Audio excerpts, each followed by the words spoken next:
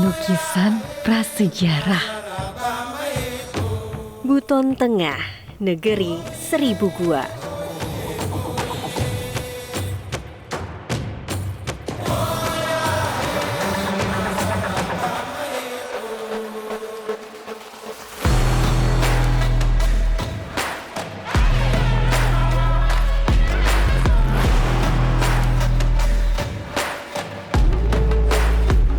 Danau ubur-ubur di balik megahnya batuan kars nan rindang.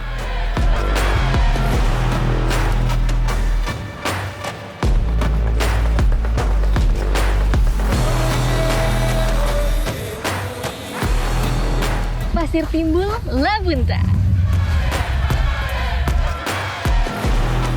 Bersama Minanti Rohanta, ayomi jelajah Pulau Muna.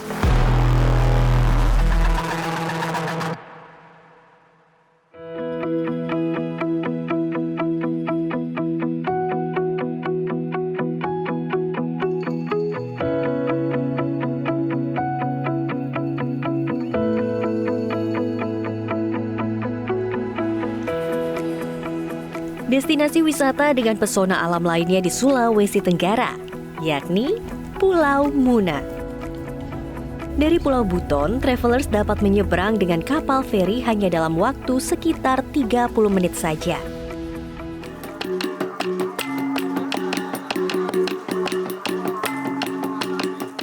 Seni dan budaya yang dimiliki Pulau Muna ialah silat, atau yang biasa disebut dengan Ewa Wuna. Saya pun disambut oleh perguruan silat Liagari dari Desa Parida, Kecamatan Lasalepa. Ewa Muna ini merupakan seni bela diri dengan teknik khas yang dipergerakkan mulai dari anak-anak hingga orang tua. Jadi itu dia tuh tradisi pencak silat khas Muna. Jadi di sini tuh pertunjukannya tuh saat acara-acara tertentu saja, seperti pernikahan, lalu juga ada tradisi karya, ada juga syukuran, dan saya lihat juga nih di sini pemainnya tuh menggunakan senjata.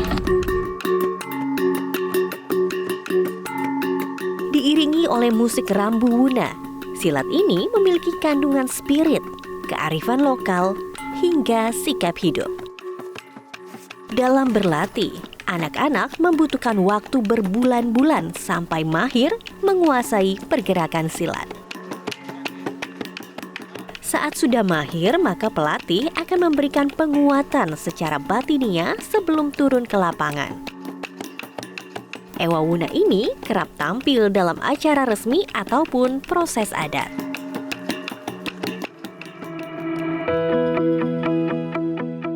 Usai melihat kesenian khas Pulau Muna, saya beranjak ke sebuah desa yang memiliki beberapa gua sebagai bukti peninggalan zaman prasejarah. Desa Liang Kobori ini memiliki banyak gua dan juga ceruk. Saya akan ketemu sama sekdesnya untuk melihat ada apa di dalam gua tersebut. Dengan Pak Sekdes ya? Ya, dengan Pak Sekdes. Ya. Ini nama guanya apa yang ini, Pak? Ini gua Metanduno. Metanduno.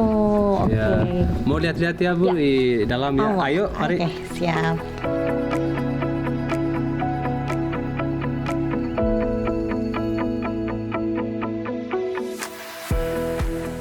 Wah, ternyata gua ini menyimpan bukti peninggalan prasejarah seperti lukisan di dinding. Ya, ini lukisannya. Dan ini ada beberapa macam lukisan ini.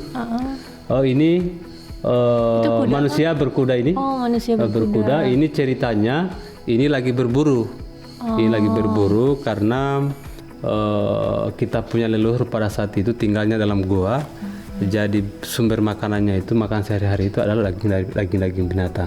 Oke, jadi berburu, Jadi ya? ini ada lukisan-lukisan ini menceritakan riwayat hidup mereka pada saat itu. Oke, itu Ya. kuda. Kalau yang bawahnya Ini itu di bawahnya apa? ini anoa. Oh, anoa. Anoa, terus ada rusa, Ada rusa. dan ada juga manusia sedang bersila. Iya, bersila. kenapa menunjukkan bersila itu? Karena mereka pada saat itu hidupnya berkelompok-kelompok. Jadi mereka itu bagaimana caranya mereka itu untuk mempertahankan diri mereka pada kelompok-kelompok yang lain. Iya, begitu. Ini sudah pernah diteliti sebelumnya atau belum, Pak?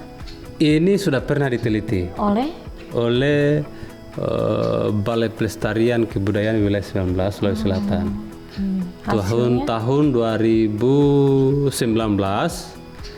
mereka datang ambil sampel itu bersama peneliti dari Australia, bersama kepala PCBC yang datangkan ke sini. Dan hasilnya itu usia lukisan ini berapa, sampai hari ini belum dipublikasikan secara umum lah. Tapi menurut informasi dari kepala BPK itu bahwa usia lukisan ini kira-kira sekitar 63.000 tahun yang lalu. Sudah lama sekali berarti ya. Sudah lama sekali, Bu. Sesuai dengan namanya, Metanduno memiliki arti hewan bertanduk, sehingga banyak lukisan hewan di gua ini.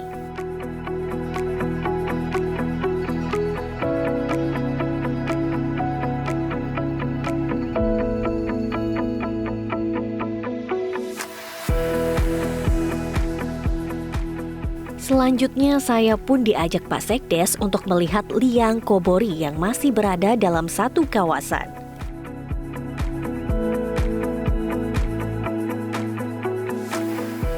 Jadi yang membedakan gua ini dengan Metanduno apa? Ya, salah satunya adalah ini terowongan ini masuk ke dalam ini, dan ini tembus ke sebelah sana. Jadi lewat di sini, jadi dalam ini ada ruang luas lagi dalam ini. Jadi setiap pengunjung bisa juga kita arahkan ke sini supaya melihat tentang keadaan dalam gua ini. Iya. Jadi ini memang menurut keyakinan leluhur nenek kita, dan ini sebagai tempat kerajaan mereka pada saat itu. Kerajaan Purbakala. Iya, kerajaan Purbakala. Dan di dalam sana ada ruang khusus itu. Di situ ada ruang khusus sangat dan luas juga. Dan di situ kebanyakan masyarakat juga itu tempat ritual-ritual mereka pada saat itu, meminta keberkahan, keselamatan. Masuk ke area dalam gua, kami harus melewati jalur yang sempit terlebih dahulu.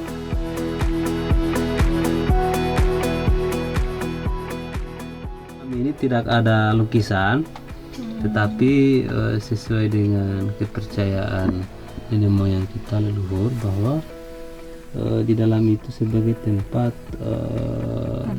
perlindungan, tempat ritual untuk yang sering dilakukan sekarang ini.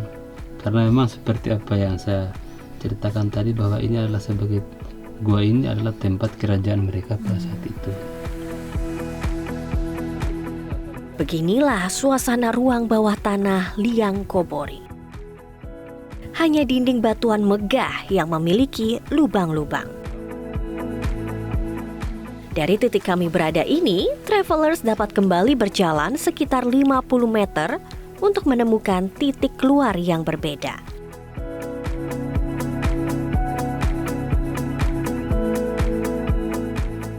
Kembali ke area luar gua, masih terdapat banyak lukisan purbakala loh travelers. Menurut warga setempat, liang Kobori memiliki arti gua berlukis. Wah, di sini lukisannya lebih kecil-kecil ya Pak ya? Iya, lebih kecil-kecil lukisannya ini perahu.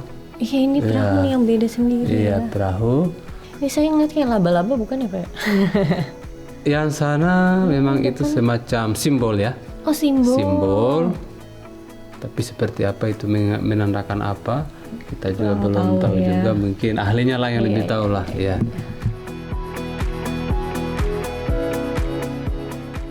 Untuk membuat lukisan tersebut, manusia prasejarah menggunakan racikan seperti tanah liat, darah hewan, lemak hewan, serta getah pohon. Selain gua prasejarah, Sulawesi Tenggara juga menyimpan gua dengan mata air. Seperti apa ya travelers? Jadi tetap di journey.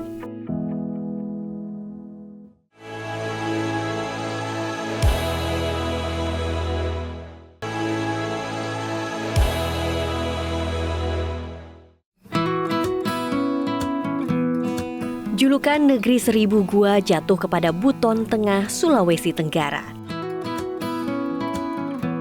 Ragam gua memiliki keunikan dan karakternya. Seperti Gua Ko di desa Lantongau. Gua vertikal ini memiliki kolam di tengahnya dengan keindahan air yang begitu jernih. Saya pun ditemani anak-anak setempat untuk turun ke bawah. Ketinggian gua ini sekitar 30 meter dengan pintu masuk yang terbuka. Selama turun ke gua, sekitaran kami ialah tumbuhan merambat. Medannya pun cukup curam, sehingga travelers harus berhati-hati jika ke lokasi ini. Tak lama kami pun sampai di tepi mata air. Waktu yang tepat ke lokasi ini yaitu sekitar pukul 10 hingga 12 siang saat matahari menyinari area gua ini, sehingga mata air terlihat seperti cermin. Namun karena masih pagi, saya melihat mata air dengan corak yang lebih gelap. Wah, gua aku ini bagus banget. Airnya juga jernih. Jadi luas gua ini sekitar 200 meter. Untuk mata airnya itu sekitar 80 meter dengan kedalaman 8 meter. Tapi setiap wisatawan yang kesini tidak diperbolehkan untuk berenang karena di sini ada mesin, jadi airnya diambil untuk sumber air bagi warga-warga sekitar sini. Gradasi warna air nan cantik membuat gua ini berkarakter. Melihat ke arah langit-langit, gua ini dipenuhi dengan stalaktit.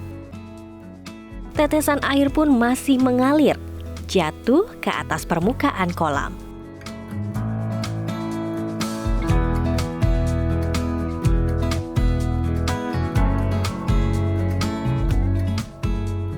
Buton Tengah juga memiliki hamparan pasir putih timbul di tengah-tengah birunya air laut. Untuk menuju ke Pasir Timbul, saya harus menggunakan perahu dari Kampung Nelayan Mawasangka selama sekitar 10 menit saja.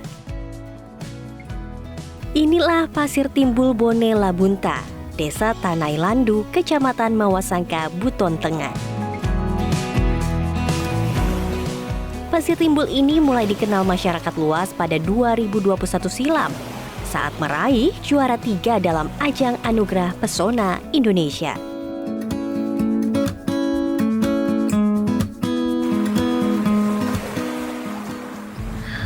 Di Indonesia tuh banyak sekali pasir timbul. Salah satunya di Sulawesi Tenggara, lebih tepatnya di Pulau Muna. Di sini pasir timbulnya itu memiliki panjang sekitar 100 meter. Waktu terbaik untuk kesini pagi sampai siang hari karena airnya masih surut. Seperti, belakang saya saat ini sudah agak pasang sedikit.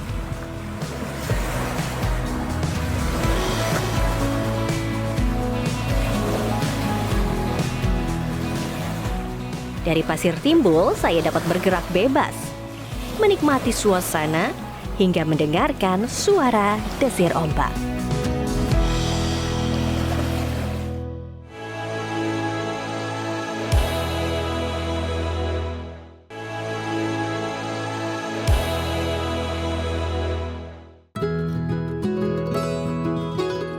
Pulau Muna memiliki beberapa danau dengan keeksotisannya masing-masing. Dimulai dari Danau Napabale. Karena bersebelahan dengan laut, danau ini merupakan danau air asin loh, travelers. Dengan menggunakan perahu, saya pun akan mengitari Danau Napabale dan melanjutkan perjalanan ke Danau Lohia.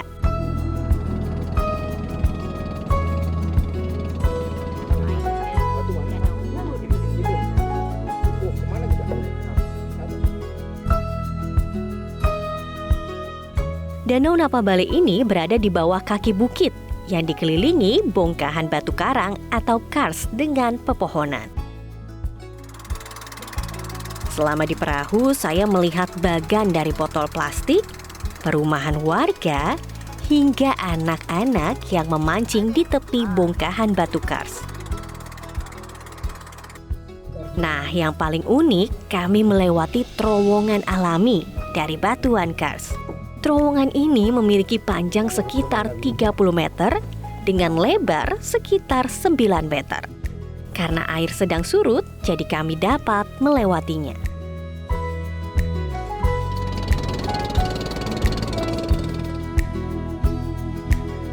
Nah, jadi ini titik turun kita untuk menuju ke Danau Ubur-Ubur. Kita harus trekking dulu, menembus hutan supaya bisa menemukan danau tersebut. Dan kita mau naik lewat sini ya.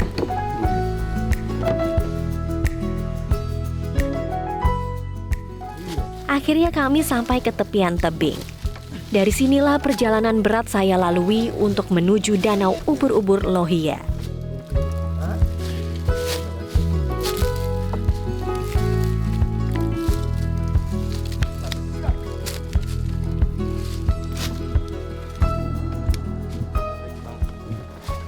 Wow, ternyata jalannya sulit karena harus melewati kars tajam. Jadi kalau misalnya mau ke sini harus prepare, pakai sepatu yang benar. Untuk menuju lokasi danau tersebut, kami pun dipandu oleh nelayan yang membawa perahu agar tidak tersasar. Pertama-tama, saya harus memanjat tebing. Dilanjutkan, trekking selama 1 jam di dalam hutan yang rimbun. Medannya pun cukup curam dan licin. Penggunaan alas kaki yang tepat sangatlah diwajibkan. Travelers harus berhati-hati karena permukaan didominasi oleh batuan kars yang tajam.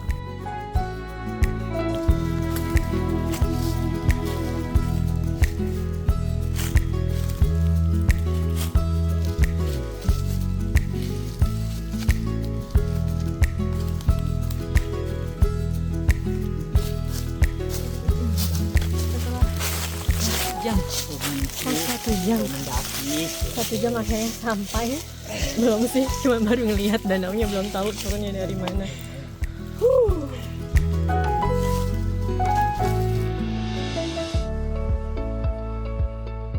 Sesampainya di Danau Lohia, saya pun masih harus melipir di pinggiran tebing untuk turun ke danau. Turunnya aja butuh perjuangan karena benar curam turun. Baru kita bisa berenang di sini. Tapi terlihat tuh ubur-uburnya ada di tengah. Jadi harus berenang dulu ke tengah. Karena baru pertama kali merasakan berenang di danau alam seperti ini, maka saya didampingi oleh Karama, warga lokal yang sudah sering ke lokasi ini. Mengarah ke kumpulan ubur-ubur, saya berenang sekitar 5 meter ke arah tengah. Di sini kami bebas untuk berenang dan berinteraksi bersama ubur-ubur. Namun yang harus diperhatikan, travelers tidak diperbolehkan menggunakan fins.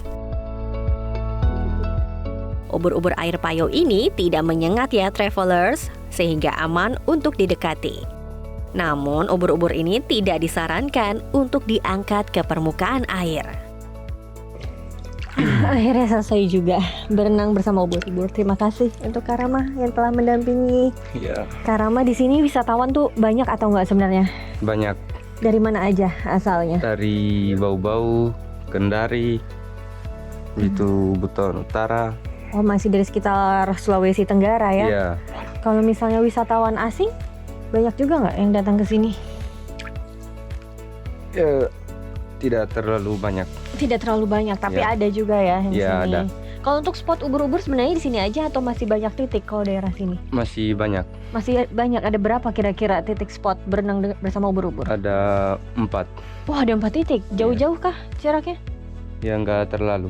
Tidak terlalu. Iya. Oh. Tapi untuk mencapai ke titik ubur-ubur pasti akan melewati ini hutan gini, trekking dulu atau gimana? Iya. Semuanya seperti Iya. itu. Oke, menarik sekali.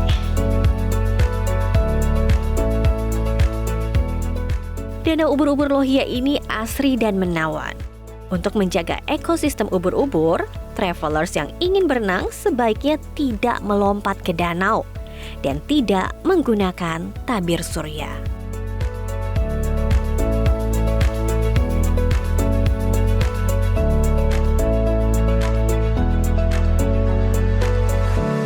Jelajahi cara baru mendapatkan informasi. Download Metro TV Extend sekarang.